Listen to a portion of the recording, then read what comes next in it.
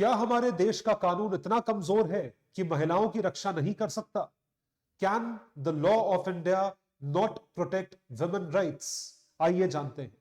Ladies and gentleman, boys and girls, मैं हूं आपका दोस्त, host, educator, mentor Sanghi sir, और आप सभी का स्वागत करता हूं रीच यूपीएससी पर। चैनल को इसी वक्त सब्सक्राइब करें और बेल बटन दबाएं ताकि आप कोई भी अपडेट्स ना मिस कर पाएं। तो जैसा कि आप टाइटल देख रहे हैं, ये टाइटल आपके समक्ष इसलिए रखा गया है क्योंकि हाल ही में यानी कि कल के दिन जो है, एक इंसान ने अपनी वाइफ को, अपनी बीवी को ट्रिपल तलाक दिया। व्हाट्सएप पे तलाक तलाक तलाक लिखकर भेजा और तलाक हो गया। इस वजह से यह चीज सुर्खियों में बनी हुई है। ऐसा जो है ये हुआ है यूपी के गोंडा डिस्ट्रिक्ट में, जो प्रयागराज के पास पड़ता है। तो ये चीज इसलिए हुई थी क्योंकि उस महिला को कुछ पैसा मिलने वाला था अपने भाई से, तकरीबन 40 लाख रुपए, क्योंकि उस महिला ने अपनी किडनी अपने भाई को दी थी और वो 40 लाख रुपए उस महिला ने लेने से मना कर दिया था। इस वजह से उसके पति ने उसको तलाक दे दिया। सबसे पहले आप लोगों का यह जानना जरूरी है कि ट्रिपल तलाक यानी 3 तलाक होता क्या है।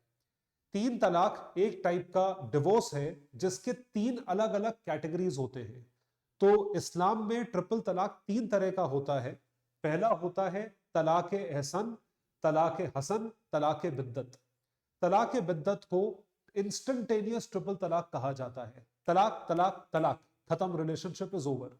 तो talaq biddat which is also known as triple talaq या इंस्टेंटेनियस ट्रिपल तलाक की इंस्टेंट ट्रिपल तलाक जो है वो हो जाता है।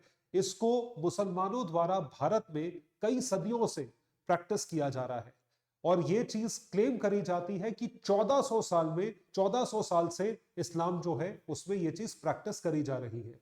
और ये जो है ये specifically Hanafi Sunni Islamic schools of jurisprudence में पढ़ाया जाता है। पढ़ाया क्या जाता है, फॉलो किया जाता है। तो ये चीज जो है ये एक इंसान को राइट देता है, अधिकार देता है कि वो अपनी वाइफ, अपनी बीवी को तलाक दे सकता है, डिवोर्स हिज वाइफ लीगली। तो ये चीज किसी कानून अनुसार नहीं है, ये पर्सनल लॉ के अनुसार लीगल माना जाता है कि अगर आपने तलाक तलाक तलाक बोल दिया, कोई लिखा पढ़ी नहीं, कुछ नहीं, तो वो तलाक माना जाता है। और ये कानूनन है according to religion, not according to law but according to religion.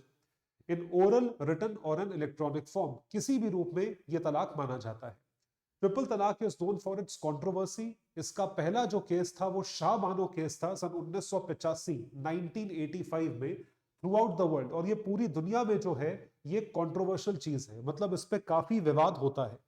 इस विवाद की वजह से कई सारे इस्लामिक नेशंस यानी मुस्लिम कंट्रीज ने ट्रिपल तलाक को बैन करा हुआ है। यहां तक कि पाकिस्तान में भी ट्रिपल तलाक को फॉलो नहीं करा जाता। उसके साथ आप देख सकते हैं Saudi Arabia, KSA, Morocco, Afghanistan, ये सब मुस्लिम देश हैं जहां पे ट्रिपल तलाक की प्रैक्टिस को प्रोहिबिट किया गया है। अब सवाल ये उठता है कि ट्रिपल तलाक यानी 3 तलाक की प्रैक्टिस का नुकसान क्या है। भाई आप ऐसे ही किसी को डिवोर्स दे दो, और ये जो अधिकार है ये सिर्फ आदमियों के पास है, ये सिर्फ मेल जेंडर के पास है, पुरुषों के पास है, औरतों के पास नहीं है। जिस वजह से इस पर्टिकुलर एक्ट कहा जाए या इस पर्टिकुलर प्रैक्टिस का जो इफेक्ट होता है वो बहुत ज्यादा मिसोजिनिस्टिक है और जेंडर इक्वालिटी के खिलाफ है। तो इफेक्ट क्या है 3 तलाक का महिलाओं पे? मिसोजिनी का मतलब है आप महिलाओं को इंफीरियर स्टेटस पे समझते हो और उनको वो इज्जत नहीं देते जो इज्जत उनको देनी चाहिए। आप अपने आप को एक सुपीरियर पोजीशन में रखते हो, उनको इंफीरियर पोजीशन में रखते हो। So this is a crime against women और ये एक तरीके से उनके खिलाफ प्रेजुडिस है and perceived threat to the social order. तो 3 तलाक जो होता है, महिलाएं उसकी वजह से कलेक्टिवली हर चीज से अलग हो जाती है, चाहे वो राजनीति से हो, चाहे वो सामाजिक तौर पे हो, social economic position of power से अलग हो गई। तो ये चीज मेल्स को एक सुप्रीम पोजीशन देती है, यानी कि एक सुप्रीमैटिक पोजीशन देती है, और महिलाओं को एक इंफीरियर पोजीशन देती है। क्योंकि हर चीज इंपैक्ट होती है इसलिए सेहत भी इंपैक्ट होती है, वो बेचारी अपने आप को मेंटेन नहीं कर पाती, जिसकी वजह से इस प्रैक्टिस को मिसोजिनिस्टिक प्रैक्टिस कहा जाता है। मिसोजिनी के साथ साथ अगर आप ये प्रैक्टिस करें चीजें तो ऑटोमेटिकली जेंडर भी अनइक्वल होता है। मतलब आपने उनको अनइक्वल माना, उनको वो अधिकार नहीं दिया जो अधिकार आपके पास है, पहली चीज। और दूसरी चीज, जब आपका मन करे तब आपने तलाक दे दिया। So it leads to increase in the abuse of women. महिलाओं के खिलाफ जो अब्यूज है वो बढ़ता है, हर टाइप का अब्यूज बढ़ता है, चाहे वो मानसिक हो चाहे वो शारीरिक हो। It also creates the dominancy of main in the society, जिसकी वजह से इक्वालिटी और ज्यादा, इनइक्वालिटी और क्रिएट होती है। इस इनइक्वालिटी के कारण पूरे देश को, समाज के साथ साथ पूरे देश को आर्थिक नुकसान भी होता है और ह्यूमन राइट्स का भी लॉस होता है, या ऐसा कहा जाए ह्यूमन राइट्स का वायलेशन होता है। तो यूएस, ब्रिटेन और अदर यूरोप में जो डेवलप्ड देश हैं, जो मतलब विकास की ओर चल चुके हैं, not only because of the resources but with the help of gender equality भी ये आगे बढ़े हैं, क्योंकि यहां पर महिलाएं जो है इक्वली कंट्रीब्यूट करती हैं एक सोसाइटी के आगे बढ़ने में। और इन, अगर आप ऐसी प्रैक्टिस को फॉलो करते हैं तो सामाजिक तौर पे ये आपको आर्थिक आर्थिक तौर पे नीचे खींचता है। It brings you down, it drags you down. तो इस वजह से ट्रिपल तलाक का इफेक्ट जो है वो बहुत नेगेटिव है। इस नेगेटिव इफेक्ट को देखते हुए जो हमारा उच्च न्यायालय है, सुप्रीम कोर्ट, उसने कई सारी आर्ग्यूमेंट्स दी, दलीलें दी इसके खिलाफ कि ट्रिपल तलाक जैसी प्रैक्टिस जो है वो सिर्फ और सिर्फ ना ही असंवैधानिक है, अनकॉन्स्टिट्यूशनल है, पर ये ह्यूमन राइट्स, मानव अधिकारों के भी खिलाफ है। तो हम देखते हैं it is arbitrary and it is unconstitutional. ये सुप्रीम कोर्ट ने कई बार कहा है, अगस्त 2017 में ये प्रोफाउंड तरीके से कहा गया। और इसके साथ साथ सुप्रीम कोर्ट ने ये सपोर्ट करते हुए कहा कि ट्रिपल तलाक जो है right to freedom of religion, जो आपका और हमारा फंडामेंटल राइट है, उसके दायरे से भी बाहर होता है, और राइट टू इक्वालिटी के दायरे से भी बाहर होता है। और तीसरा डायरेक्टिव प्रिंसिपल है यूनिफॉर्म सिविल कोड, उसके दायरे से भी बाहर होता है। तो आर्टिकल 14, आर्टिकल 25 और आर्टिकल 44, ये तीन आर्टिकल्स जो हैं ये वायलेट होते हैं इस एक प्रैक्टिस को करने से। So article 14 right to equality के खिलाफ हुआ, वायलेट करता है, और इसकी वजह से आप ये बोलो, सिर्फ देखिए सुप्रीम कोर्ट ने बहुत काम की चीज बोली कि अगर कोई प्रैक्टिस 1400 साल से फॉलो हो रही है, इसका मतलब ये नहीं कि वो लीगल हो गई। इट इज नॉट लीगल, वो उसके बाद भी इलीगल ही रहेगी। एंड इंडिविजुअल्स इक्वालिटी, एक इंडिविजुअल की इक्वालिटी या एक इंडिविजुअल की डिग्निटी या इज्जत पूरी कम्युनिटी की प्रैक्टिस से बहुत ऊपर है। It is much higher at the mercy of their communities by this practice. Individual rights prevail over community rights, जो कि एक बहुत सधा हुआ, बहुत अच्छा स्टेटमेंट था।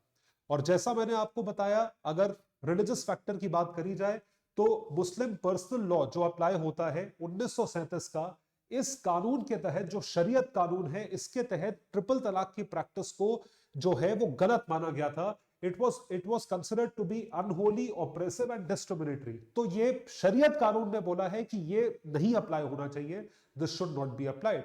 ये 1937 का पर्सनल लॉ है। उसके बाद जो लीगल फैक्टर्स है वो ये है कि Shariat Act of 1937 has already recognized triple talaq as a statutory right rather than a fundamental right. तो फंडामेंटल राइट नहीं है, कानूनी अधिकार है, और क्योंकि फंडामेंटल राइट नहीं है इसलिए आर्टिकल 25 के दायरे से ये बाहर आता है। तो जब से ये चर्चा शुरू हुई 2017 में, 2019 में इसको लेकर एक बिल पास हुआ, जिसपे संसद में काफी बवाल हुआ, काफी चर्चा हुई, और पार्लियामेंट में कई सारे एमपीज, सांसद जो है, उनके कई अलग अलग तरीके के रिप्लाईज आए। तो ये जो कानून आया, इसका नाम था protection of rights on marriage act 2019, जिसके तहत तीन तलाक की प्रैक्टिस के खिलाफ या तीन तलाक की प्रैक्टिस पे पेनल्टी लगाई गई, जुर्माना लगाया गया, और इम्प्रिजनमेंट यानी कि जेल की सजा रखी गई 3 साल की, यदि कोई इंस्टेंटेनियस ट्रिपल तलाक, तलाक बिद्दत को प्रैक्टिस करता है। सो ट्रिपल तलाक को वॉइड और इलीगल माना गया। It should be declared as cognizable offence. ये ऑफेंस है which means a police officer may arrest an accused person without warrant, बिना वारंट के, और इसमें सजा हो सकती है 3 साल तक की, फाइन के साथ, जुर्माने के साथ। तो यहां पे जिस महिला के खिलाफ तलाक को प्रोनाउंस करा है वो जाके केस कर सकती है, एफआईआर कर सकती है, और उसको जो है पुलिस वाले जो है उस एफआईआर को दर्ज करेंगे और जाके अरेस्ट भी कर सकते हैं। She is allowed for subsistence allowance, उसको अलाउंस भी मिलेगा फ्रॉम हर हस्बैंड, और अगर उस पर कोई डिपेंडेंट है यानी कि कोई बच्चा है तो बच्चे की भी मेंटेनेंस के चार्जेस जो हैं वो मिलेंगे। इस चीज को लेकर सुप्रीम कोर्ट पहले भी एक्ट कर चुका है। सन 1985 का कंट्रोवर्शियल केस, जिसको शाह बानो केस कहा जाता है, केस कंट्रोवर्शियल था नहीं, लेकिन इस केस के आने के बाद राजीव गांधी की सरकार ने कानूनी पलट दिया, जिसकी वजह से वो एक अनकॉन्स्टिट्यूशनल केस या एक कंट्रोवर्शियल केस बन गया। उसके बाद 2017 में शायरा बानो केस हुआ वर्सेस यूनियन ऑफ इंडिया, जिसमें फिर ट्रिपल तलाक या तीन तलाक पे सवाल उठाया गया और तीन तलाक को एक अनकॉन्स्टिट्यूशनल प्रैक्टिस माना गया। सो कोर्ट ने, जो कोर्ट के लफ्ज थे वो ये थे that this practice is against the basic tenets of Quran and दस वायलेटिव ऑफ द शरीयत। शरीयत को वायलेट करते हैं क्योंकि ये कुरान के बेसिक टेनेट्स के खिलाफ हैं। आप इंडिविजुअल डिग्निटी को जो है वो क्रॉस कर रहे हो। तो अब सवाल ये उठता है कि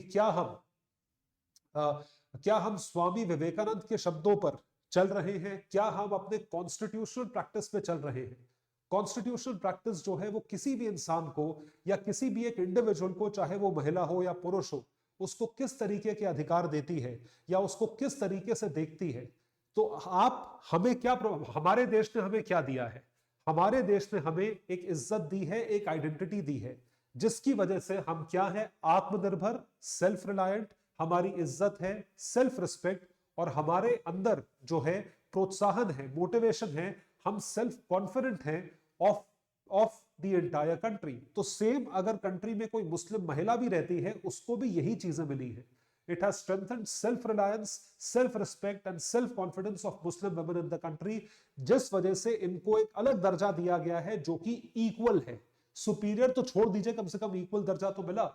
सो ये चीज दी गई है as a part of this, और इसका जो रिजल्ट है वो ये है कि ट्रिपल तलाक के केसेस में 82% से गिरावट देखी गई है। 82% फॉल इन द ट्रिपल तलाक cases in India. There is no chance for the welfare of the world unless the condition of women is improved. ये चीज स्वामी विवेकानंद ने बोली थी कि महिला की स्थिति को अगर आप बढ़ावा दें या उसको आप निकालें वहां से, या उसको अगर कोई दुर्गति हो रखी है तो उस चीज को आप अपलिफ्ट करें। It is not possible for a bird to fly only on one wing. तो महिलाएं भी हैं और पुरुष भी हैं, दोनों सेक्टर्स जो है उतने ही इंपॉर्टेंट हैं जितने एक देश के लिए चाहिए होते हैं। तो एक पंछी को उड़ने के लिए दोनों विंग्स चाहिए। इस वजह से महिला और पुरुष दोनों को आप इक्वल दर्जा दें, एक ही दर्जा दें। ये प्रैक्टिस है, यही फॉलो होना चाहिए। आप क्या सोचते हैं कमेंट सेक्शन में लिखकर जरूर बताइएगा। Thank you so much, bye everyone, take care and all the best.